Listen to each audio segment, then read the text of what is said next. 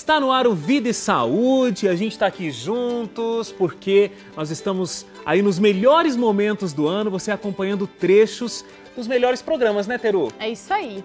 Hoje, dia do trabalho, nosso trabalho está bem tranquilo hoje, né, Wagner? A gente está aqui sentadinho, você não conhece esse sofá? Ele faz parte do novo cenário do Vida e Saúde que você vai conhecer na totalidade na semana que vem, quando estrear a nova temporada, viu? Essa semana a gente está fazendo um programa para você rever os melhores momentos do Vida e Saúde do último ano. Do último ano não, de um período até 2 anos, bom, né? 2011 e 2012. E semana que vem a nova grade do Vida e Saúde vai ser às 4h30 da tarde, todos os dias, de segunda a sexta-feira. Tá muito bom, sabe por quê? Porque eu vou estar sozinha. Ai, Teru, nossa! Brincadeiras à parte, eu senti muita falta do Wagner, mas quero fazer propaganda do seu programa também, que eu tô louca para assistir, que é o Seu Programa. Então esse é o nome do programa, gente, Seu Programa.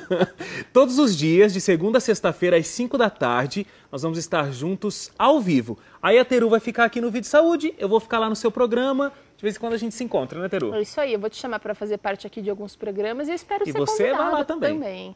Seguinte, vamos ver o Dr. Ricardo falando sobre queda de cabelo.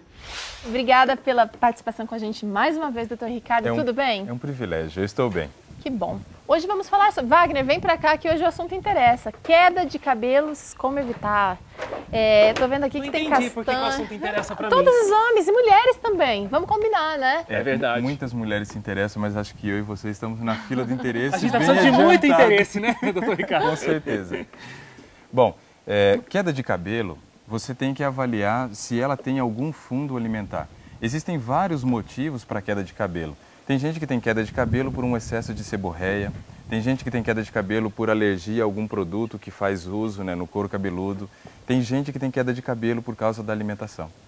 E nós recebemos uma pergunta no nosso Facebook lá do Vida e Saúde a respeito de queda de cabelo. Era uma mulher preocupada com a queda de cabelo porque havia sido diagnosticada como deficiente de alguns minerais e vitaminas e isso estava levando à causa da sua queda de cabelo. E acho que é legal a gente pontuar, né, doutor Ricardo, a diferença da calvície que tem uma razão de ser genético, um fator genético, você né? tem a alopecia androgenética, que eu acho que deve ser o nosso caso, que estamos caminhando para isso.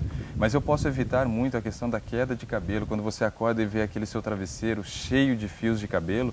Então, às vezes tem um fundo alimentar. E como nós sabemos que hoje a população brasileira está basicamente doente pela má nutrição que recebe através do alimento ingerido, nós acreditamos também que a queda de cabelo está muito relacionada a essa má alimentação. As mulheres, talvez, não sei se é o caso da nossa telespectadora que te escreveu, mas as mulheres também têm muita dificuldade, às vezes, pós-parto. Tem um período que ela perde muito cabelo, a questão hormonal também. Isso, tem toda uma adaptação hormonal, tem toda aquela questão de que existem nutrientes agora que são importantes para você ter no leite materno, onde o fundamental não é manutenção de cabelos, mas sim a nutrição da criança.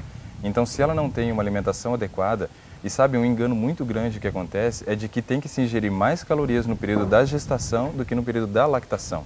É um engano.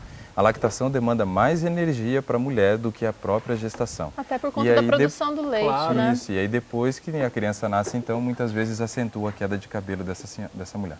Bom, vamos ao que interessa. Então, o que faz prevenir a queda de cabelos? Bom, queda de cabelo pode estar relacionada a 4 nutrientes básicos. Vitamina A. Presta atenção você de casa, porque isso é importante. Vitamina A é a primeira. Vitamina E. Também a vitamina B12, ela é extremamente importante. E aí o cálcio também é importante para a questão da manutenção, mas o ferro é um mineral fundamental. Então, quando eu tenho uma deficiência desses nutrientes no meu organismo, eu posso evidenciar a queda de cabelo? Sim, pode. Vamos lá, vamos falar de novo. Vitamina A, vitamina E, vitamina B12, cálcio e ferro. Então são 5, né? O cálcio nem tanto, mas ele participa também. Agora o ferro é aquele que mais causa queda de cabelo, por quê?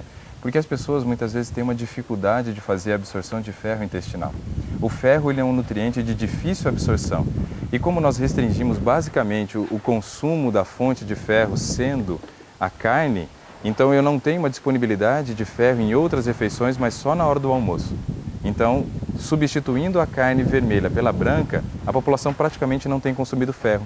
Então eu preciso apostar no ferro que se encontra nos vegetais. E a gente que é vegetariano e que a gente acredita no vegetarianismo, mas ainda temos que reforçar o consumo de vegetais verde escuro. Vegetais verde escuro, o gergelim que se encontra aqui na nossa mesa, o girassol é uma excelente fonte, mas é preciso lembrar que o ferro ele sempre tem que ser consorciado com vitamina C.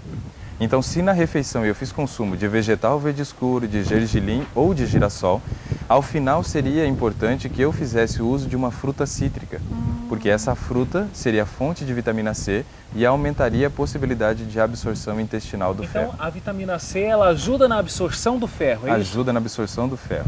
O ferro ele se encontra dos vegetais numa condição que é chamada de ferro não M.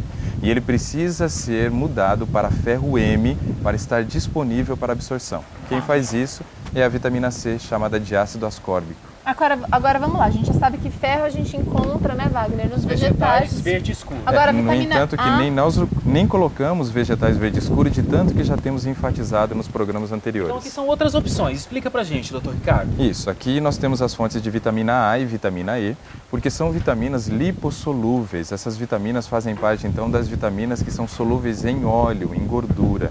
Então, todo o alimento Todos esses alimentos? Isso, todos eles que têm uma grande quantidade de óleo, são fontes de vitamina A e também de vitamina E, mais vitamina E do que A. As castanhas, então... Fonte de vitamina E, vitamina E.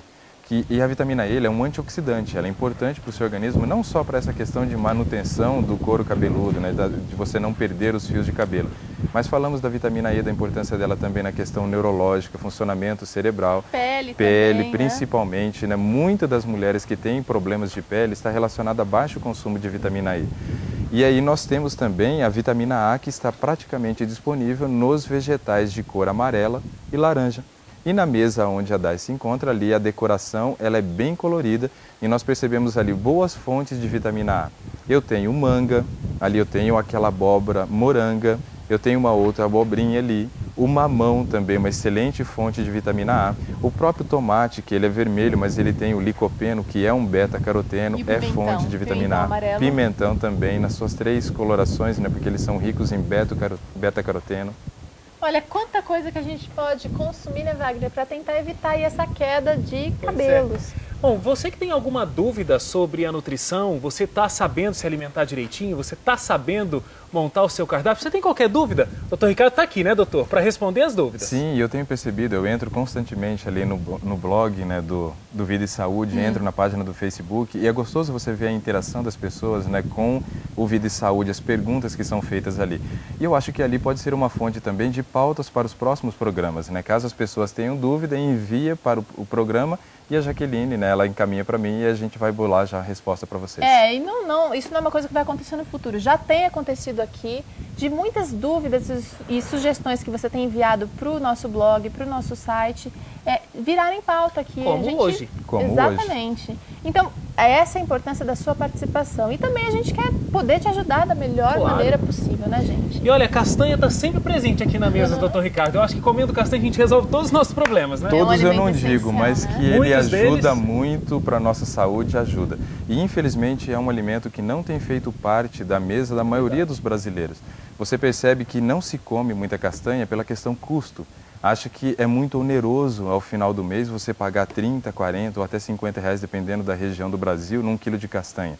Mas como nós já falamos, comer 5, 6, 7, 10, 12, dependendo da castanha, isso vai durar por um bom tempo. E se você pega, por exemplo, 1 quilo de carne de boa qualidade hoje, gira em torno de 20 reais. E esse 1 quilo de carne dá para uma família de 3 a 4 pessoas para uma refeição só. Então, essa continha aí, as pessoas que reclamam do preço acabam não fazendo, né, doutor Ricardo? É bem isso. Mas então, valeria a pena a gente substituir muito da proteína de origem animal pela proteína vegetal. Ô Wagner, você fez uso das dicas do doutor Ricardo? Pois é, parece que não adiantou muito, né? Dá uma olhada, gente. A clareira vai só aumentando, viu? Tudo bem, a idade vai passando, é normal essas coisas acontecerem. É normal, né, Teru? A Teru tá aproveitando, gente, essa última semana pra acabar comigo, né, Teru? De jeito nenhum. Eu amo muito você. Você é meu irmão, você vai sentir saudade de mim aqui no programa? Muita saudade. Você que tá assistindo, a gente não vai sentir tanta saudade assim, porque você vai acabar o Vida e Saúde, vai poder assistir o seu programa com Wagner Cantore. Olha, agora... É melhor a gente ir para o que a gente vai assistir, vamos para o nosso próximo momento. A Sandra sempre presença marcante aqui no Vida e Saúde e ela tem uma história para contar pra gente, dando um exemplo sobre preconceito fantástico. Dá só uma olhada. E a gente vai começar chamando aqui a nossa psicóloga Sandra Silva. Tem um assunto muito importante hoje, né, Sandra? Muito, muito importante. Tudo bem, querida? Tudo bem, Sandra? Tudo ótimo. Eu acho interessante porque, assim, esse assunto da Sandra é fantástico, porque a primeira coisa que muitas pessoas fazem, e a gente faz muitas vezes, não vamos colocar só no outro, Sim, né, Sandra? nós fazemos. Quando a gente olha pra alguém, a gente já faz algum julgamento logo de cara. De imediato. A gente cria um conceito da pessoa antes mesmo de preconceito, saber exatamente, né, da situação. É verdade. Este é um ponto que já me chama a atenção há muitos anos, né, sobre a questão de julgar o outro. Então, meus queridos, hoje eu gostaria de conversar com você neste quadro Sua Vida, algo especial, mas hoje nós vamos fazer o seguinte, nós vamos falar um pouquinho sobre a minha vida, para dar um exemplo para você, ok? Este assunto do julgamento do outro é algo que me chama a atenção há muitos anos. Eu passei por uma situação que me fez pensar muito. Sabe, Teru, eu deveria ter mais ou menos 21 anos e eu passei por uma circunstância, hoje eu digo cômica, na época nem tanto, mas já me fez refletir sobre esse assunto. O meu filho mais novo, caçula, o Augusto, ele nasceu com uma síndrome desconhecida na época. O Gustavo, mais velho, deveria ter mais ou menos 2 anos e o Augusto 1 ano. Eu tinha uma garota que cuidava do Gustavo, mais velho, e eu ficava cuidando mais do Augusto, com a síndrome. Precisava de muitos cuidados. Um dos médicos que acompanhavam o Augusto, um médico de Curitiba, disse que eu deveria dar para o Augusto leite de cabra, dissolvido um pouco em água. Na época, o Augusto tinha muitos problemas de digestão e ele fez essa sugestão. Tudo que os médicos pediam, eu fazia, na tentativa de ajudar o Augusto. O detalhe é que não tinha leite de cabra para vender. Nesse período, eu estava morando em Blumenau, Santa Catarina. E daí, eu tive uma ideia na tentativa de solucionar o problema. Comprei uma cabra. O detalhe, Teru e Wagner, é que eu morava num prédio, quase no centro de Blumenau. E agora eu compro a cabra, acredite, eu compro a cabra e havia a parte do estacionamento, eu deixava o carro um pouquinho para trás, na frente do carro eu fiz uma caminha com um local para prender a cabra e ali na garagem do prédio morava a cabra. Olha até que ponto vai uma mãe, né? Até que ponto vai uma mãe. E a minha cabra morava ali e eu aprendi a tirar o leite da cabra.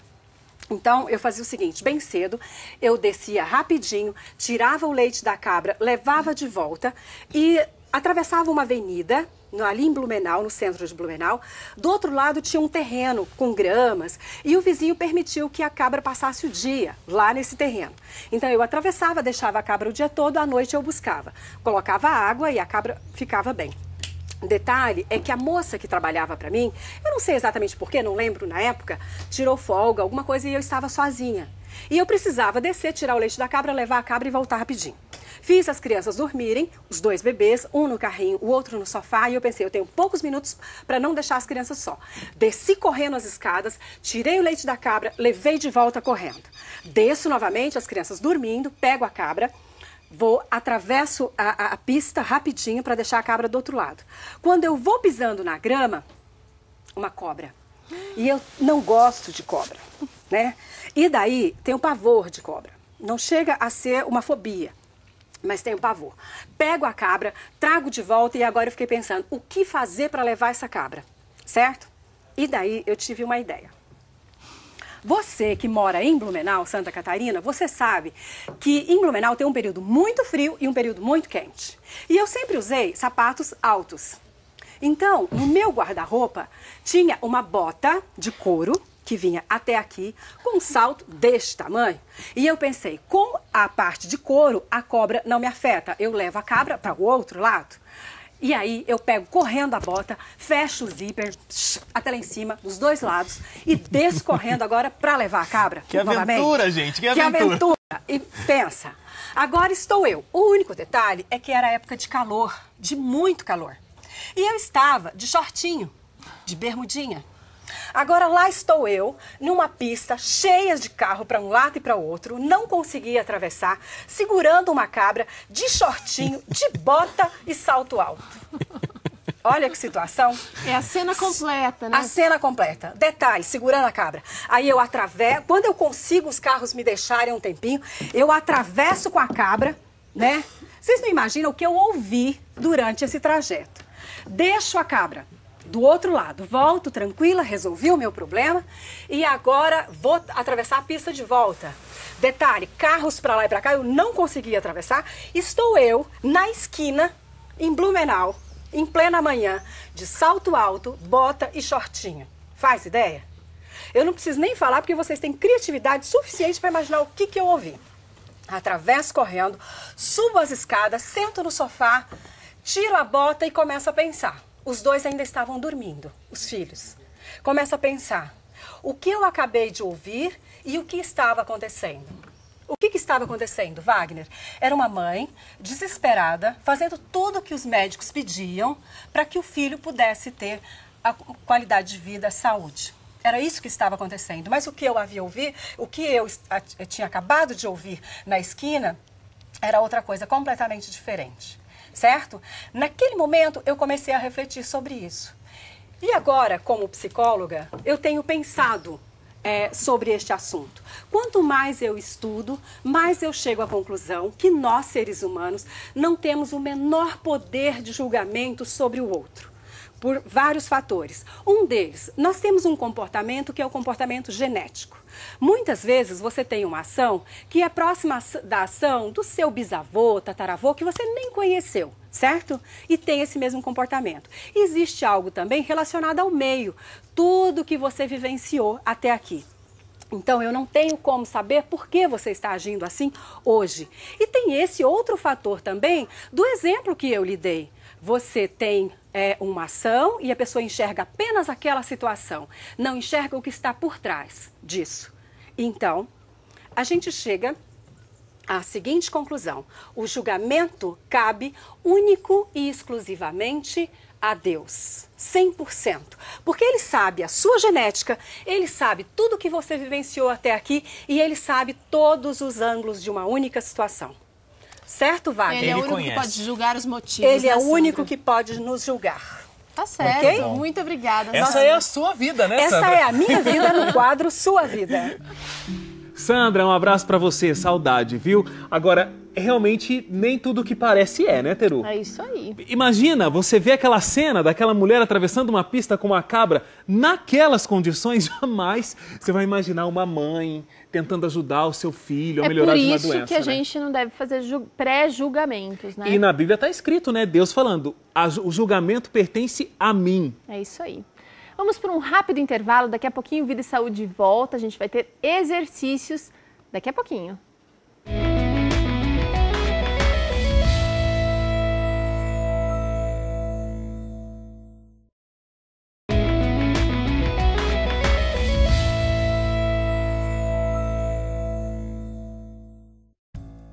Vida e Saúde de volta, você está acompanhando aí melhores momentos nessa semana. A partir da semana que vem tem a estreia da nova temporada do Vida e Saúde e agora o assunto é menopausa. Confere. Hoje nós temos conosco o doutor médico ginecologista Dr. Vitor Sauerbraun. Muito obrigada por estar aqui com a gente. A gente vai estar falando especialmente sobre a menopausa, sobre os cuidados que a mulher deve ter antes de entrar na menopausa, eu diria, né, doutor? Existem alguns cuidados que são fundamentais que uma mulher pode tomar? Sim. Na verdade, o que a gente deve entender é a menopausa como um fenômeno isolado dentro de algo maior que é o climatério. Menopausa, na verdade, quer dizer a última menstruação da mulher. E climatério é um período de transição entre a vida reprodutiva, ou seja, a capacidade que a mulher tem de engravidar, e a vida não reprodutiva que se inicia imediatamente após a menopausa. Então, assim, durante esse período ocorre uma série de fenômenos que podem levar a consequências graves para a vida da mulher, particularmente após a menopausa. E muitos, se não a maioria desses fenômenos, eles são plenamente preveníveis através de hábitos de vida saudáveis que esta moça deve adquirir desde tenras idades, quer dizer, desde a infância.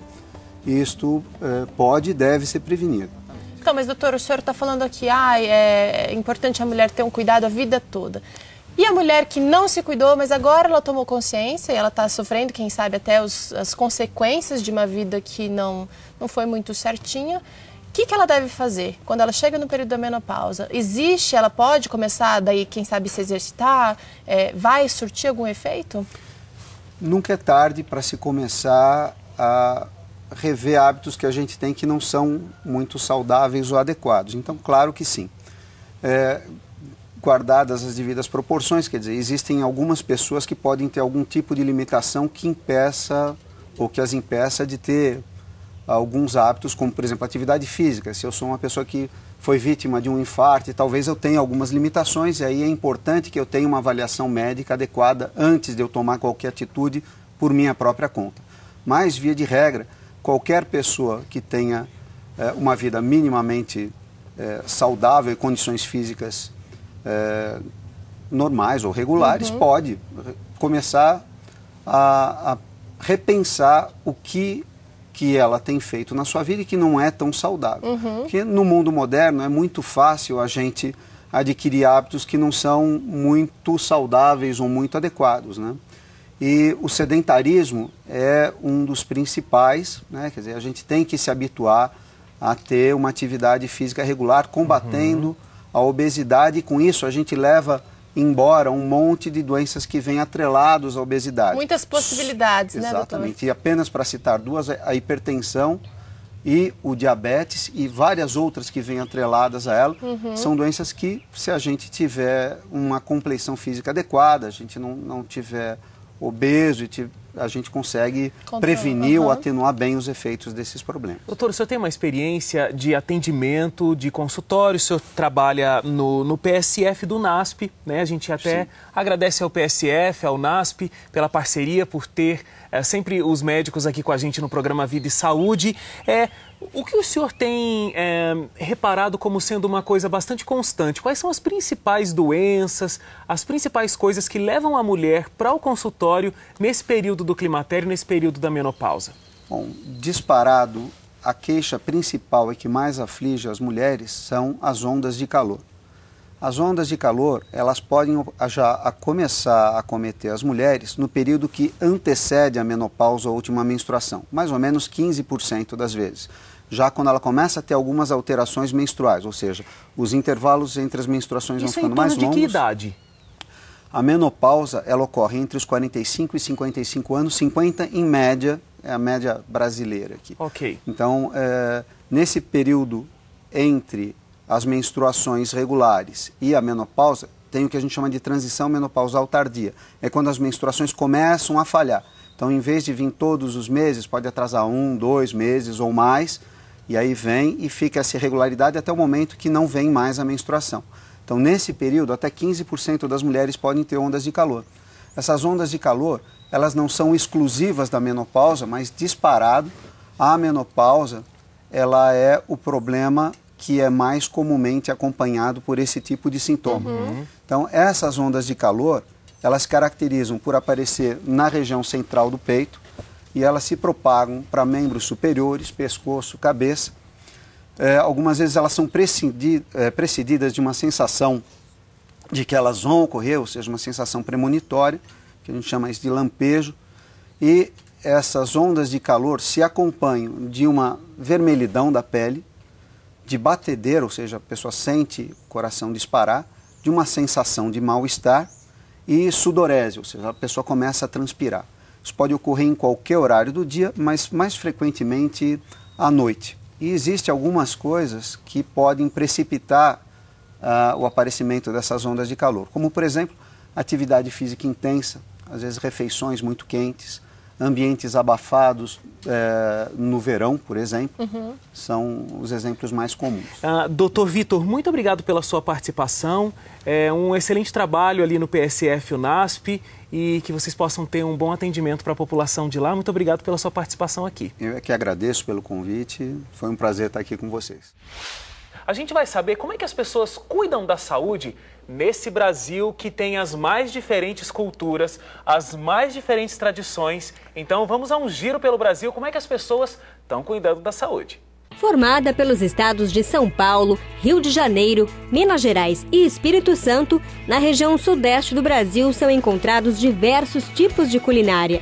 Em São Paulo, uma das capitais mundiais da gastronomia, além do trivial, é possível encontrar também pratos do mundo todo. Mas quais são os hábitos alimentares das pessoas desta região? Qual que é o seu prato preferido? O prato preferido é frango desfiado.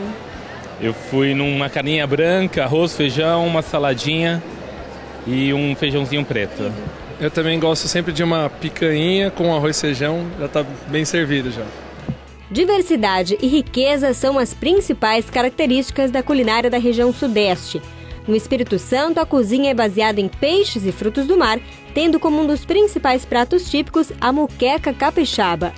Em Minas Gerais, a carne de porco é o alimento principal da cozinha mineira, acompanhado de feijão, farinha, couve e mandioca. Os cariocas adotam pratos culinários de todo o país, mas o prato que eles gostam mesmo é a feijoada completa. A cozinha trivial paulistana tem como base o arroz, feijão e o prato principal, que pode ser um bife, inclusive acompanhado de ovo frito. Mas a moda agora é ser saudável. De uns tempos para cá, pipocaram restaurantes vegetarianos por toda a região sudeste do Brasil. E com o aumento da obesidade e da hipertensão, as pessoas estão mais preocupadas com a saúde. Eu gosto bastante de esporte. Eu pratico bastante esporte. Caminhada, sim. Como bastante salada. Gosto bastante. Então se preocupa com a saúde? Me preocupo. Faço academia, entrei na academia recentemente. Eu estou mudando alguns hábitos, inclusive beber bastante água, né? Comer mais fruta. Tenho comido fruta. Academia eu costumo fazer, só que eu tô meio parada agora. Mas eu vou voltar, né? Verão tá aí, a gente tem que voltar a fazer exercício. Já tô com uma idade de 37 anos, então preciso me cuidar, que eu tenho 2 filhas. E é importante eu estar saudável para vê-las crescerem. Brasília lidera 2 rankings importantes nos hábitos saudáveis. A população adulta supera a média nacional e tem a melhor taxa na prática de exercícios físicos entre as capitais. Aqui também é onde mais se comem frutas e hortaliças diariamente, costume de 25% dos moradores da capital. Uma boa rotina de exercícios físicos aliada à boa mesa ajudam a manter elevado o nível de saúde do brasiliense. O que você faz para se manter saudável?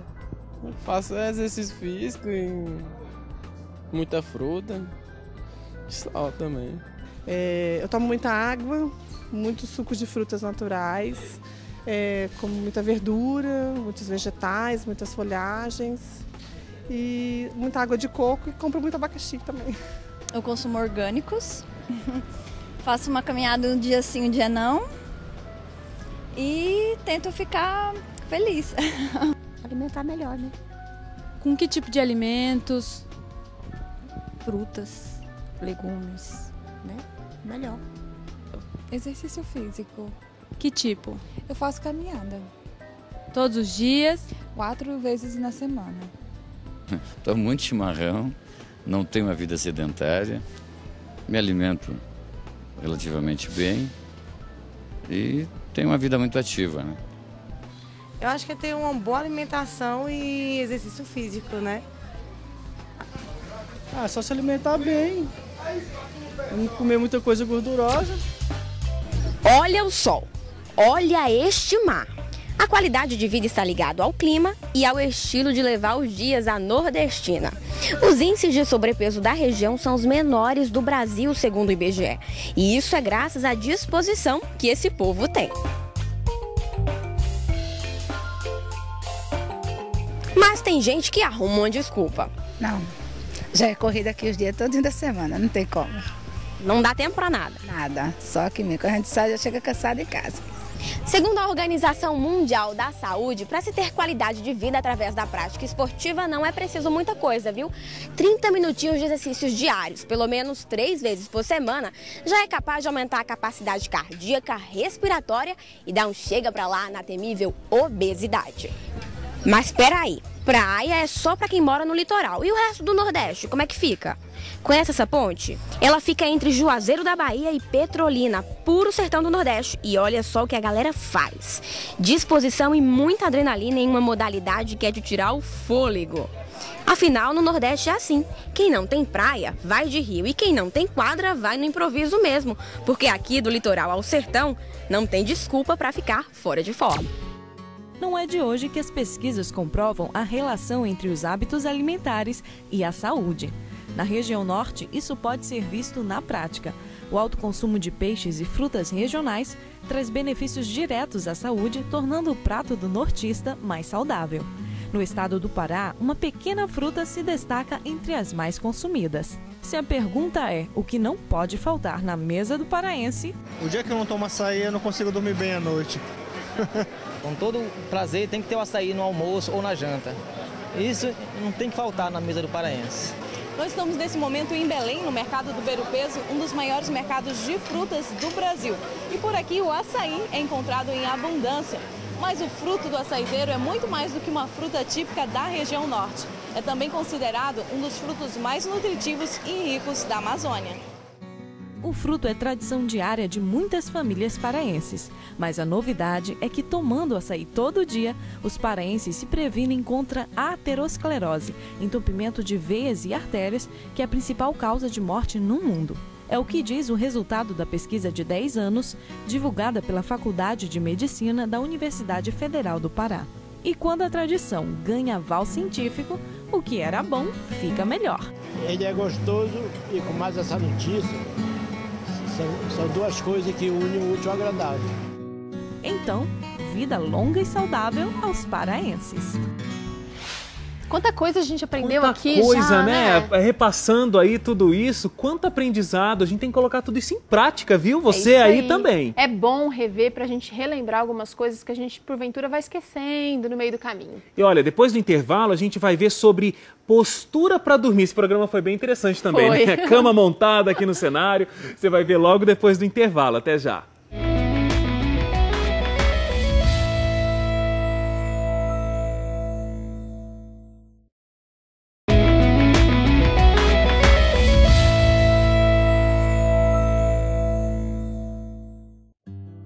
Melhores momentos de vida e saúde, você está curtindo aqui junto com a gente. Tem muita coisa legal, tirada do fundo do baú, né, Wagner? Do fundo do baú. Tem, por exemplo, a Teru e eu aí aprendendo como dormir direitinho. Eu acho que é o único trabalho que a gente pode fazer deitado de vez em quando, Pois é, né? Pois é. Uma cama aqui no nosso cenário. A Aline Andrade com a gente, explicando sobre travesseiros. Postura. Enfim, dá uma olhada. Aí. Tudo bem, Aline? Tudo bem. Aline Andrade, que é a nossa fisioterapeuta bem, aqui no Vida e Saúde. E hoje o nosso assunto, né, Aline? Como dormir bem? Qual a melhor posição para a gente dormir bem? Sim, a melhor posição é aquela qual o indivíduo se sente melhor. É mesmo? Lembrando que no sono é um ponto mais importante para no outro dia a gente estar bem e revitalizado. Então, o sono nos faz, na parte fisiológica, estar bem no outro dia. Muito importante a postura da coluna e, enfim, outras posições também viciosas. Acho que a gente pode ir lá para perto da cama, Isso, mostra pra gente, Aline, porque assim, eu já ouvi aquela história dos dois travesseiros, um fica na cabeça, outro fica na perna. Sim. Porém, algumas adaptações podem ser feitas, com certeza, com travesseiros ou também almofadas. Tá. Geralmente, a gente indica o paciente para dormir em decúbito lateral. O que seria? De lado, né? Mas algumas pessoas não conseguem, enfim, por diversas circunstâncias, né? Então a gente faz algumas adaptações com almofadas e também travesseiros. Vamos mostrar como as pessoas dormem errado? Beleza, vamos. Primeiro, de bruço. Pior posição. Por quê? Eu não consigo. Alguém vai deitar? Vamos fazer uma demonstração aqui. Eu vou fazer a parte negativa e você faz a parte positiva, tá? Barriga pra baixo. Tá bom. Vamos fazer pra cá. Sim. Bom, quando ela já deita aqui, a pressão é mais aumentada em região de ATM, essa articulação temporomandibular. Já é um pressão ponto negativo. aqui. Sim, é um ponto negativo. Outra coisa, a curvatura lombar é aumentada. A gente aumenta essa curvatura também, então faz um ponto super esse importante. desenho. Isso. Outra coisa é a cervical. né? Atrapalha no trato Cervical respiratório. é isso aqui, né? Essa região Mostra do aí pescoço. pra gente, Aline. Essa região do pescoço, né? Então atrapalha em todo o trato respiratório e também na curvatura da cervical, do pescoço. E pode deitar com o pé cruzado assim, igual a Teru? Não, não, não. Por quê? Quando a gente cruza a perna, a gente tem uma rotação do quadril, né? Uma rotação interna do fêmur. Também acarreta várias circunstâncias. Se a pessoa não consegue dormir de outro jeito, para dormir de bruço, o que a gente pode fazer? Coloca um travesseirinho de bebê, um bem fininho, sobre a região de abdômen, embaixo, né, da região de abdômen. Pode deitar.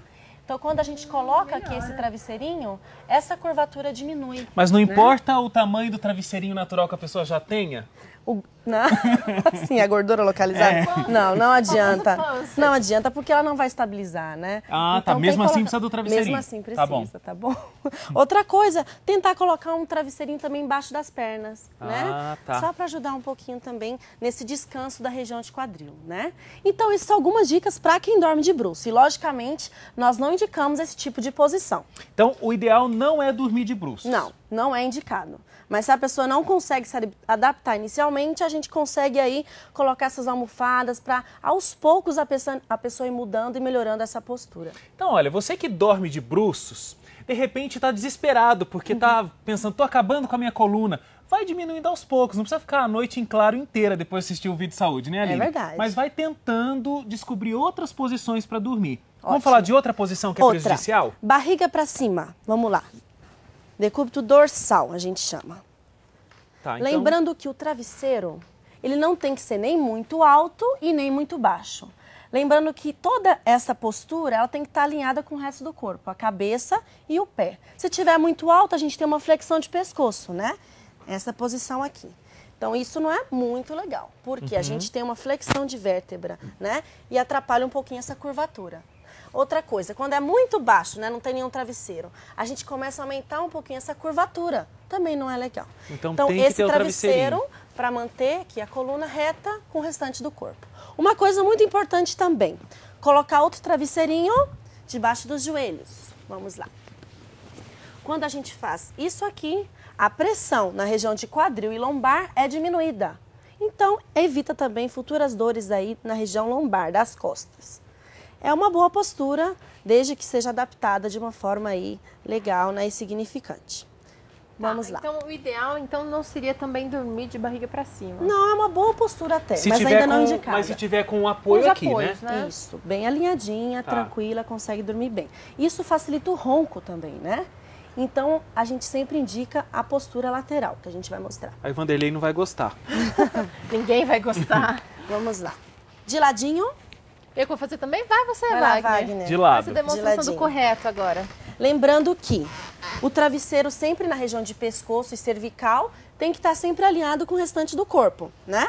Outra coisa importante, um travesseirinho aqui entre os joelhos e a região, né?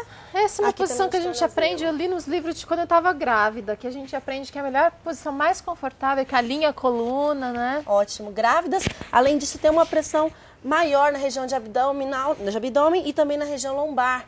Então, isso também facilita e tira um pouquinho essa compressão.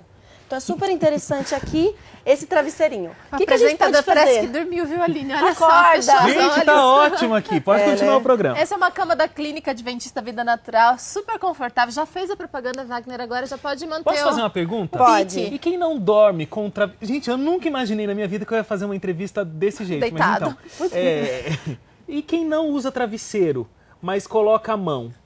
Terrível. Terrível. Por quê? Gente, quando a gente apoia a mão, mesmo com o travesseiro, abaixo da região cervical, o que acontece? A nossa musculatura vai ter que fazer esse movimento.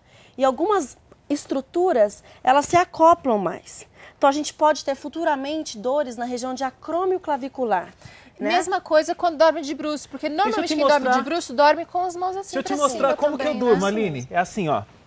Vamos lá. Ele já...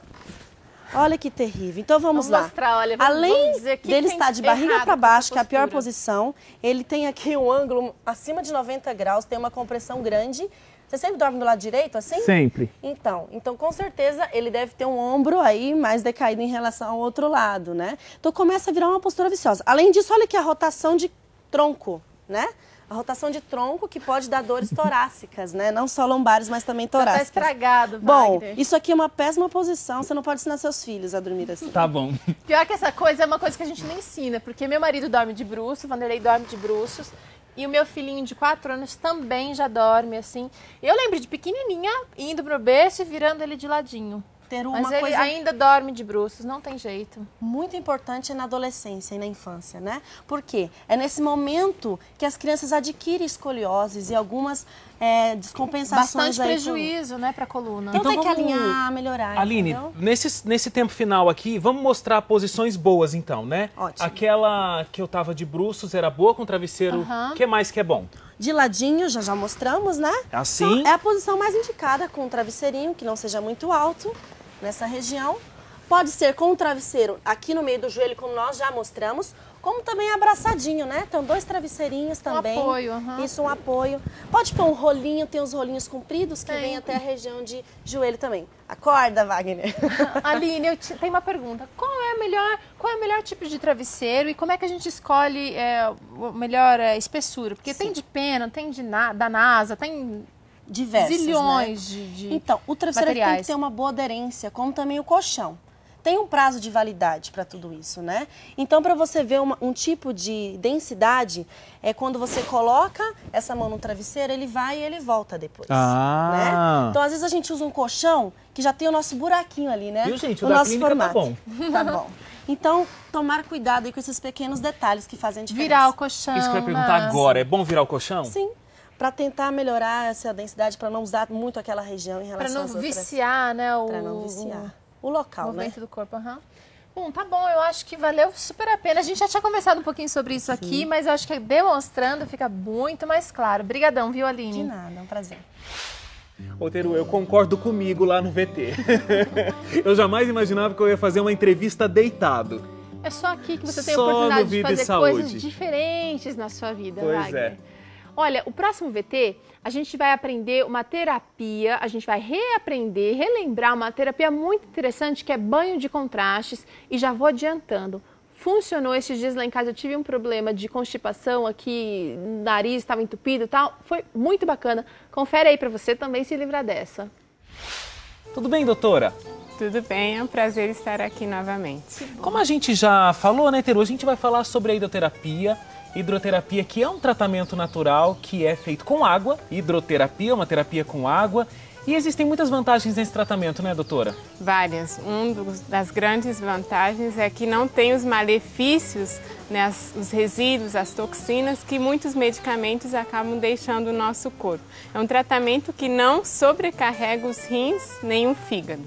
Né? Além de ser econômico, vantajoso, porque em qualquer ambiente nós temos água, temos bacias, então pode ser aplicado sem discriminação a tempo, lugar ou até condições econômicas. Agora, hoje especificamente nós vamos tratar do banho de contrastes. Quais são os benefícios desse tipo de hidroterapia, doutora? Bem, pela sua fisiologia, como ele tem um efeito, e nós vamos explicar isso mais na prática, de trazer, aumentar o fluxo sanguíneo. Acho que a gente até poderia ir lá já mostrar. Vamos de uma vez temos a ver Michele o que é na prática. O banho se chama de contraste justamente porque é água quente e água fria? Ele vai alternando, trocando dessa água quente inicialmente para a água fria, em proporção de 3:1. Nós iniciamos com água quente, até, Michele, nós propomos que nós já iniciamos, nós gostamos sempre de iniciar esses tratamentos fazendo uma pequena oração, pedindo a bênção de Deus sobre ele.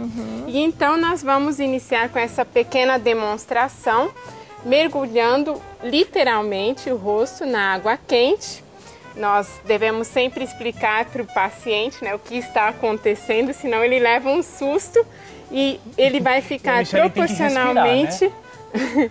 2 minutos, 2 minutos na água quente, respirando entre meios quando o fôlego acaba, e depois troca para a água fria. Então, agora está acontecendo justamente a vasodilatação. Peraí, então, mas ela já foi direto aqui com o rosto na água, mas eu preciso explicar para você que está assistindo agora que a gente já fez um teste aqui de temperatura, tem que tomar muito cuidado com esses tipos de tratamento para não ocorrer um problema maior, uma queimadura. Então, qual é a temperatura ideal, a quente e a fria, doutora? Uma forma prática é nós colocarmos o cotovelo antes e se ele aguentar de forma confortável, provavelmente a temperatura estará bem. A temperatura com o termômetro é de 40 a 42 graus. Tá, então se você tem um termômetro, às vezes tem gente que tem criança em casa, dá para utilizar o termômetro, se não, usa o seu cotovelo como termômetro. Exatamente. E a água tem que ser fria, coloca uns cubos de gelo. Exato, o nosso gelo aquele até já derreteu pelo ambiente tão quente mas dá pra sentir que tá bem gelada. Mas realmente o ideal é nós irmos acrescentando o gelo e que seja um contraste, literalmente. Agora, quando esse tratamento é aplicado em outras partes do corpo, como nas pernas, nos braços, nós vamos ter que ter um cuidado especial se a pessoa não tem algum problema de sensibilidade, alteração, até paralisia, porque ela não pode sentir adequadamente o choque. Então, nós vamos só usar água bastante morna e fria, não quente e gelado. Especialmente quem tem diabetes, por exemplo, tem que também pedir ajuda para uma outra pessoa, de repente, né? Esse tratamento, então, ele vai contribuir em que para a Michelle? Bem, como nós mencionamos, o calor, ele tem o efeito de fazer a vasodilatação. Ele aumenta o diâmetro dos vasos sanguíneos e isso traz mais sangue. No frio, acontece o contrário. O vaso sanguíneo contrai, então o sangue ele é, por assim dizer, exprimido, mandado embora, mandado de volta para o pulmão onde ele é oxigenado. Então, ao ele estar na água quente, o sangue vai oxigenar, nutrir o local onde está sendo aplicado e no frio ele tem o efeito oposto. Isso atua como se fosse uma bomba, espremendo o sangue e trazendo o sangue fresco.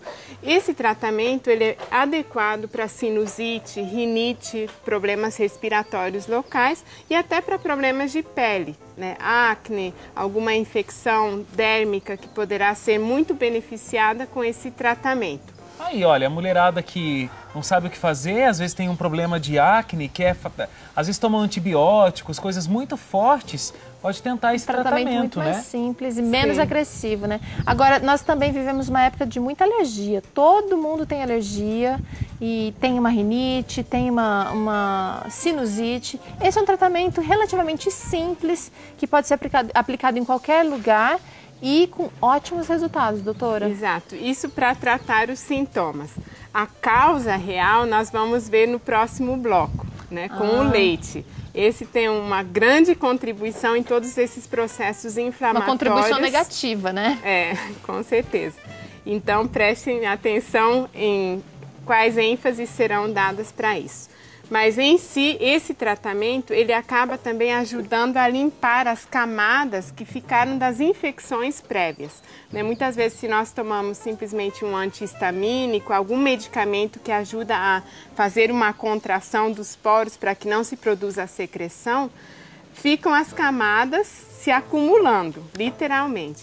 Então, a inflamação ela vai se cronificando com cada sessão de infecção. E quantas vezes ela tem que fazer essa mudança?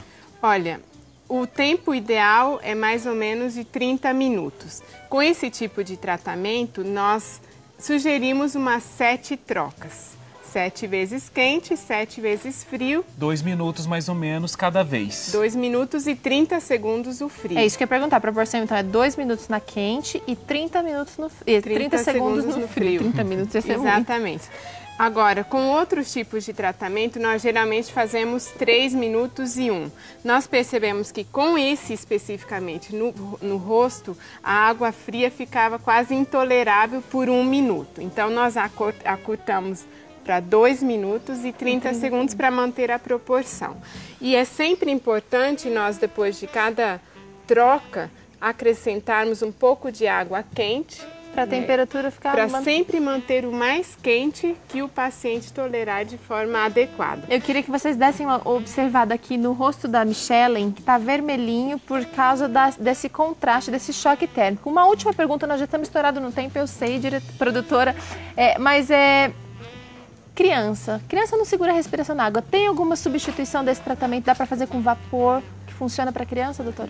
Uma forma de fazê-lo, esse tratamento, mesmo não só com crianças, mas adultos que não sabem nadar ou têm uma hidrofobia de mergulhar o rosto, podem molhar compressas com vapor e aplicar em água quente, em água fria as compressas e diretamente para o rosto. Então, olha, uma dica aí boa para você utilizar. Se você não tem habilidade de segurar, prender a respiração diretamente na água, molhe as toalhas na água quente, faz o teste lá com o cotovelo ou com o termômetro.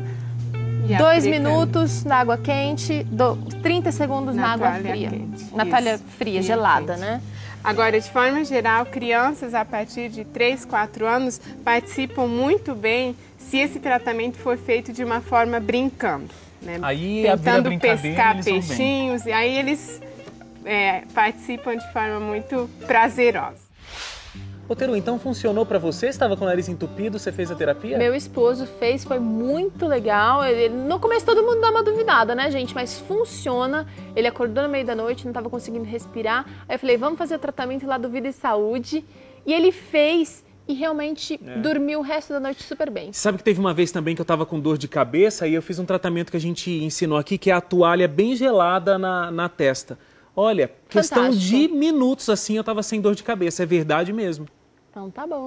Mas tá na hora de ir embora mais uma vez. Feliz dia do trabalho pra você, feriado é bom, sempre em casa. Gostoso, aí curtindo a família, aproveita mesmo. Acompanhe aí a programação da Novo Tempo o dia todo, viu? A gente tá de volta amanhã com melhores momentos. Vida e Saúde tá estreando uma nova temporada a partir de segunda-feira. É isso aí, tô super empolgada, viu? E depois também tem a estreia do seu programa, por isso que eu tô falando goodbye aqui pro Vida e Saúde, dando tchau pra Teru. E a partir de segunda tem Vida e Saúde em novo horário e tem seu programa ao vivo das 5 às 6 da tarde. Um abraço pra você, até amanhã. Imperdível, até amanhã, gente. Tchau.